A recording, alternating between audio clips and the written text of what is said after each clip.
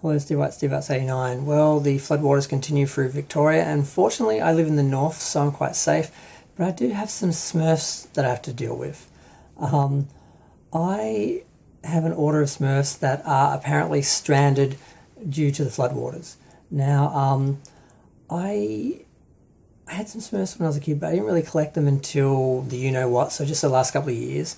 And I got like 65 or 68 houses and cottages and about 200 Smurfs. So I don't have a big collection, but I was looking at myself and going, you need an end point. You need to decide where you're going to stop, what you're going to have as your collection, and just collect those. So there isn't actually an end point. So you're not just going on forever, ever, and end up with like 10 copies of each one or something like some people. And I had a look at sort of the collection. I said, okay, you need at least one of each house, each type, and at least one of each colour variation. And I thought, well, I want to do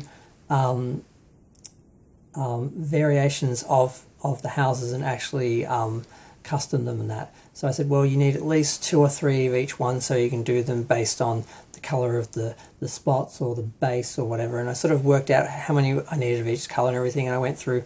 And I went on a hunt and I started looking, and I found this one guy in France that had 7 houses, 6 I needed, and 1 that was made up of 4 parts from 4 different houses, which if I combined with 4 houses that I had would finish off 4 of those houses and give me exactly what I wanted. So I thought, this is amazing. I'm getting all of them, finishing off my whole Smurf cottage collection in one go. And then I saw some other figures. There was a Smurfette student and a regular student and a yoga Smurf, and there was Jokey and Smurfette with her mouse, pet and puppy. I thought, I'll get them. This is great. I'm almost finishing off my Smurf figure collection because there's probably about 5 or so more that I really need for that as well. And I thought, this is great.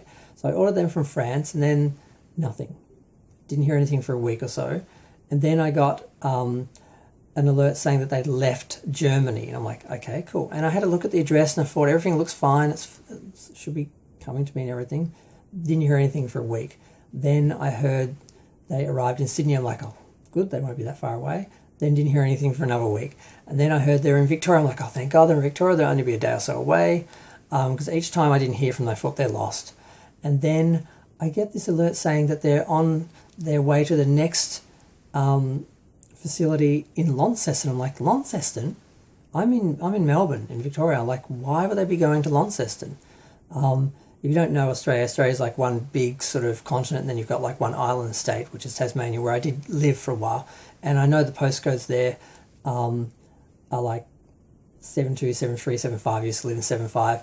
And I called up Australia Post because I didn't realise, because I'd looked at the address and thought it was right.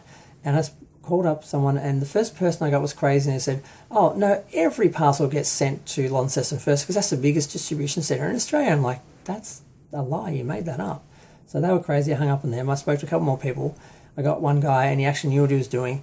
And he set up, because we worked out what it was that the person in France had mixed up 2 of the digits in the postcode. So instead of saying 307, it was 730, which is, 73 is a Tasmanian postcode. So it's going to somewhere in Tasmania. And the worst part is a lot of these towns all share the same postcodes. So it could be going to 3 different towns in one area, and it's like, oh God.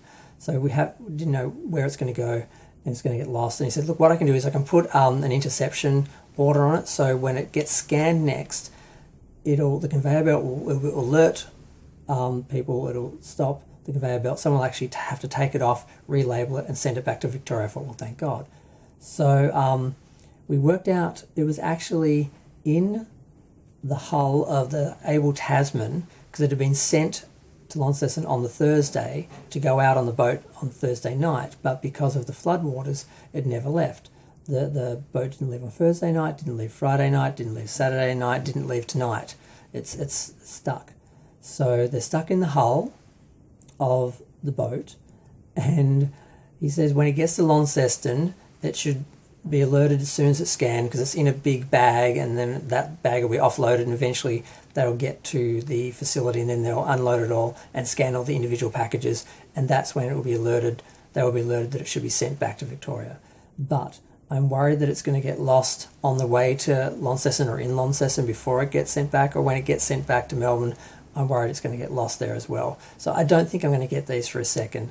At the moment, they are trapped in the Spirit of Tasmania, which they're safe for now, unless the boat sinks. But I'm sure once they get sent to Launceston, they're going to get lost. And even if they get redirected, they will get lost between here and Melbourne. I'm convinced I'm not going to get them, because if I did, it'd finish off my collection of Smurf cottages in one go.